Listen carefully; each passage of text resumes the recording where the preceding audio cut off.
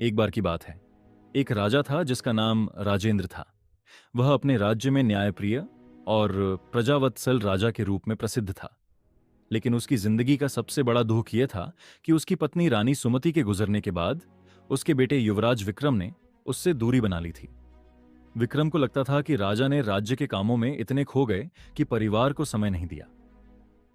विक्रम ने धीरे धीरे राजा से बात करना बंद कर दिया और खुद को महल के एक कोने में सीमित कर लिया। राजा ने कई बार कोशिश की, लेकिन दोनों के बीच की दूरी बढ़ती ही गई। राजा के दिल में यह टीस थी कि उसका इकलौता बेटा उससे दूर हो गया था। एक दिन राजा को खबर मिली कि पड़ोसी राज्य के दुश्मनों ने उनके राज्य पर हमला करने की तैयारी शुरू कर दी है।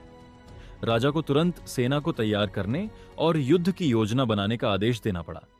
लेकिन उनकी चिंता सिर्फ राज्य की रक्षा तक सीमित नहीं थी।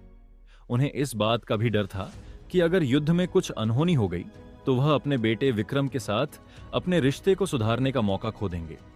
युद्ध से पहले की रात राजा ने अपने बेटे विक्रम को बुलाने का आदेश दिया।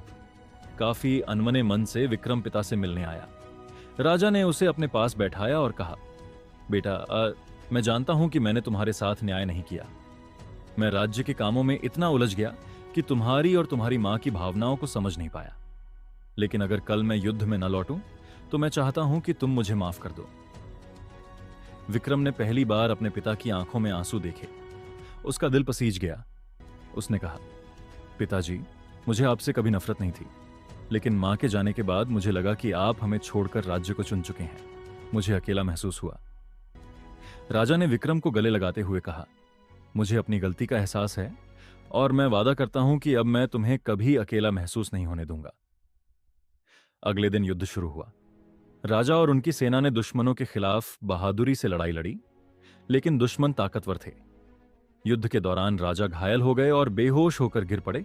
अंततः राजा राजेंद्र युद्ध में हार गए।